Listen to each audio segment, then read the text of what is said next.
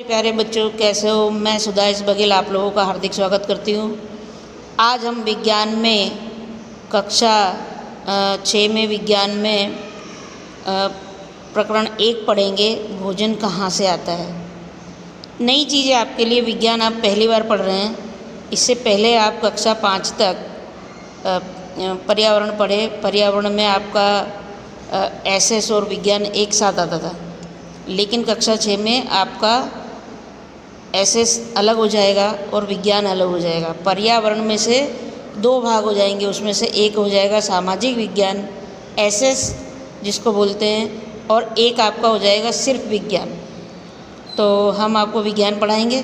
तो आज हम पहला चैप्टर पढ़ेंगे, उसका नाम है भोजन कहाँ से आता है। ठीक है, हम सभी लोग भोजन करते हैं। आपने घर में क्या खाया, आपके दोस्त ने क्या खाया, इसकी जानकारी आपको लेनी है। नॉर्मली अब उनको पता होता है, सुबह में हम उठे, चाय पिए, बिस्किट खाए, पराठे खाए, दोपहर में खाना खाया। तो आपको ऐसी जानकारी मतलब हासिल करनी है कि आपने क्या खाया, आपके दोस्तों ने क्या खाया, इस ढंग से। अभी हम चावल की बात करें तो चावल बनाने के लिए हमको किस चीज़ की ज़रूरत पड़ती है? चावल की ज़रूरत पड़ती है, पानी की ज़रूरत पड़ती है उसको पकाने के लिए। तो कुछ खाद्य पदार्थ ऐसे होते हैं कि जिनको पकाने के लिए या बनाने के लिए एक या एक से अधिक संघटकों की आवश्यकता होती है। मतलब अगर हमको चावल बनाना है तो खाली चावल नहीं पक जाएगा, आप उसके अंदर क्या करेंगे, पानी को डालेंगे तब वो पकेगा। कुछ भोजन तैयार करने में हमें कई संघटकों की आवश्यकता पड़ती है, एक से ज़्यादा भी होता है। जैसे हमने सब्जी बनाई तो हमको सब्जी चाहिए, नमक चाहिए, मसाला चाहिए, तेल चाहिए, विभिन्न प्रकार की चीज़ें चाहिए। उसके अनुसार फिर हमारी क्या होती, सब्जी बनती है। और अलग अलग खाद्य सामग्री अलग, जैसे हमने रोटी बनाई तो वो किससे बनेगी, आटे से और पानी से। दाल अगर हमने बनाई तो हमको कच्ची दाल चाहिए, पानी चाहिए, नमक चाहिए, तेल घी चाहिए, मसाले चाहिए। तो कुछ अलग अलग मतलब खाद्य पदार्थ बनाने के लिए हमको अलग अलग संघटकों की आवश्यकता होती है। अब हम यहाँ पर देखेंगे कि खाद्य सामग्री और उनके स्रोत। मतलब खाद्य सामग्री होती तो है, पर वो हमको मिलती कहाँ से? तो कच्ची सामग्री जैसे फल और सब्जी, हमको पता है कच्ची सामग्री जैसे फल और सब्जी हमें कहाँ से मिलती है? पेड़ पौधों से मिलती है। और गेहूँ चावल हमको कहाँ से मिलते हैं? खेतों में से मिलते हैंगे। ठीक है, धान, गेहूँ, चावल, ज्वार, मक्का, ये सब हमको कहाँ से मिलते हैं? खेतों में से मिलते हैं। और कुछ अन्य पदार्थ जैसे दूध, अंडा, मुर्गी, मछली, मांस, ये हमको किससे प्राप्त होते हैं? जंतुओं से, मतलब पशुओं से, पक्षियों से, इन लोगों से प्राप्त होते हैं। कि पौधे विभिन्न खाद्य संघटकों जैसे कि अन्न, सब्जी तथा फल इत्यादि के स्रोत हैं। पौधे जो हैं वो किसके स्रोत हैं? फल, सब्जी, इन सब चीज़ों के स्रोत हैं। और जंतु से हमें क्या मिलता है? दूध, मांस, अंडे और अन्य प्रकार की चीज़ें मिलती हैं। बकरी तथा भैंस दूध देने वाले कुछ सामान्य पशु हैं। ठीक है, जिनसे हमको क्या होता है? दूध की उत्पाद मिलते हैं, मक्खन, क्रीम और घी वगैरह, घी, पनीर, दही उपयोग। ये सब चीज़ें हमें कहाँ से मिलती है? ये जंतुओं से मिलती है। दूध में से घी बनता है, घी में से दही बनता है, दही से मक्खन मिलेगा, पनीर, दूध से पनीर बन जाएगा, घी मिलेगा। इस प्रकार से हमको मिलता है। तो भोजन के रूप में पौधों के जो भाग होते हैं वो जंतु उत्पाद, और जंतु उत्पाद मतलब हमको इनके कौन से भाग जो होते हैं वो हमें उपयोगी होते हैं। तो पौधे हमारे भोजन का एक मुख्य स्रोत होते हैं। उपयोग खाद्य पदार्थ के रूप में हम पत्तियों वाली अनेक सब्जियां खाते हैं, फलों को भोजन के रूप में लेते हैं, जड़ और तनाबी पुष्प के रूप में लेते हैं। अधिकतर अपने देखा, जैसे फल की बात करें, हमने फल हमने खाया, मैंगो हुआ, तमाम प्रकार के फल होते, केरी हुआ, जामफल हुआ, अमरूद हुए। ठीक है, ये सब कैसे होते हैं? ये फल हमको पौधे से मिले। कुछ पत्तियों वाले हम सब्जियां खाते। पत्तियों वाली सब्जियां कौन सी होती हैं? जैसे पालक हुई, मेथी हुई। ठीक है, ये सब कैसी है? पत्तियों वाली सब्जियां। और कुछ जड़ वाली सब्जियां भी हम खाते हैं, जैसे गाजर हुआ, मूली हुई, ये हुआ चुकंदर, मतलब कि चुकंदर हुआ, आलू हुए, सूरन हुआ। ये सब कैसे होते हैं? जड़ वाले होते हैं।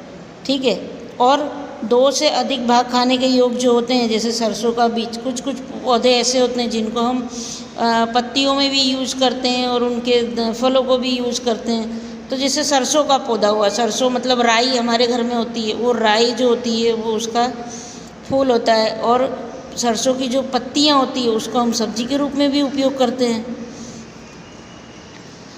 अब कुछ चीज़ें जैसे बैंगन का भरता हुआ, बैंगन का भरता बनाने के लिए हमको क्या चाहिए होता है, मिर्च, मसाले, बैंगन, ठीक है।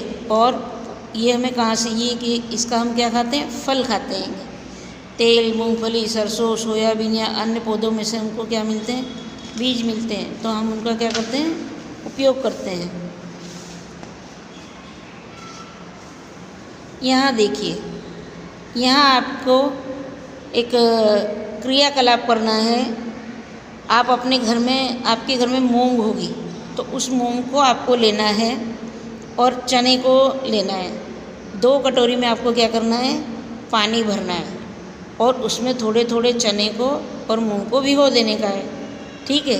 भिगो के 5-6 घंटा आप उसको भिगोएंगे, फिर भिगो के क्या करेंगे, उसका पानी निकाल देंगे और अलग अलग कपड़ों में दोनों को बांध देंगे, ठीक है।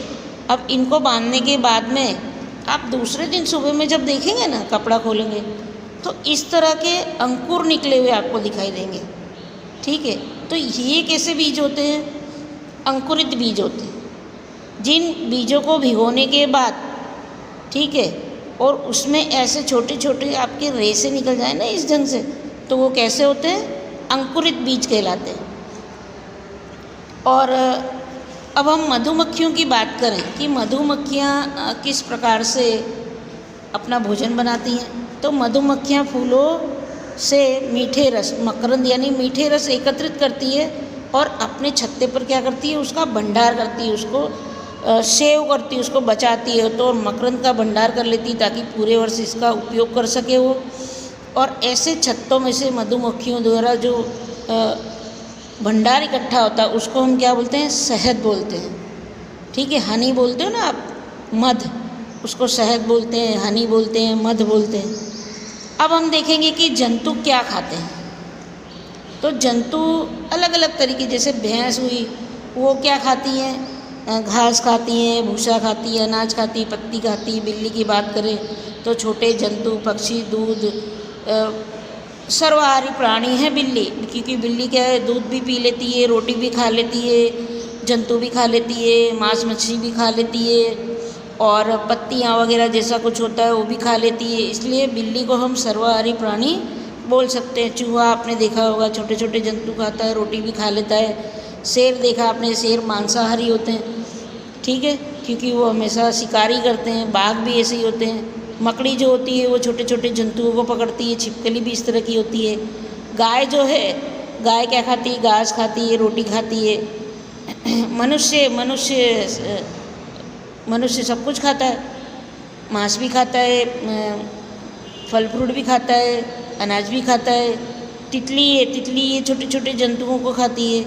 कौवा है, ये भी रोटी भी खाएगा और मांस मच्छी भी खाएगा, और अन्य तरह तरह के, मतलब अलग अलग प्रकार के जो जंतु हैं वो अलग अलग प्रकार की चीज़ें खाते हैं। तो इस प्रकार से हम ऐसा बोल सकते हैं कि जंतुओं को 3 वर्गों में विभाजित किया जाता है। पहले वर्ग में केवल उन जंतुओं के नाम आते हैं जो सिर्फ पौधे खाते हैं, पौधे उत्पाद खाते हैं, मतलब कि जो वनस्पतियाँ ही खाते हैं। वनस्पतियाँ अपना उत्पाद खुद बनाती हैं प्रकाश संश्लेषण की क्रिया से, इसलिए वनस्पति स्वयं अपना उत्पादन करती हैं, तो वनस्पति किसी पर निर्भर नहीं होती, ठीक है। लेकिन यहाँ देखिए, शाकाहारी जंतु की बात करें हम, तो जो केवल पौधे और पादप उत्पाद खाते हैं उन्हें कैसे जंतु बोलते हैं, शाकाहारी जंतु बोलते हैं। और जो कुछ जंतु ऐसे हैं जो दूसरे प्राणियों को खाते हैं, उन्हें दूसरे वर्ग में रखते हैं, और ऐसे प्राणियों को हम क्या बोलते हैं, मांसाहारी जंतु कहते हैं। कुछ ऐसे जंतुओं को हम जानते हैं जो भोजन भी खाते हैं, पौधे भी खाते हैं, जंतु भी खाते हैं, तो ऐसे तीसरे वर्ग में होते हैं जिन्हें सर्वाहारी जंतु कहते हैं। इस पाठ में बच्चों हमने क्या सीखा, छोटी सी जानकारी और ले लेते हैं कि भारत के विभिन्न प्रदेशों में खाए जाने वाले भोजन में बहुत अधिक विविधता होती है। मतलब अलग अलग क्षेत्र में अलग अलग तरीके की वस्तु खाई जाती है। हमारे भोजन में कुछ मुख्य स्रोत पौधे तथा जंतु हैं। इनका मुख्य स्रोत हमारे भोजन का जो है, भोजन हमको कहाँ से प्राप्त होता है? पौधे और जंतुओं में से होता है। जो जंतु केवल पादप खाते हैं उन्हें शाकाहारी जंतु कहते हैं। जो जंतु केवल जंतुओं को खाते हैं उन्हें मांसाहारी जंतु कहते हैं। और जो जंतु पादप तथा दूसरे प्राणी और दोनों को खाते हैं उन्हें सर्वाहारी प्राणी कहते हैं। तो आई होप, आशा है कि आपको ये लेसन समझ में आया होगा। आप इसको एक बार 2 बार ध्यान से देखिए, आपको बिल्कुल समझ में आएगा। बहुत इजी लेसन है, उसको हमने पढ़ाया है, आप उसको सिर्फ देखिए, सुनिए। जैसे अदर्स वीडियो आप देखते हैं ऐसे इसको भी देखिए। Thank you so much.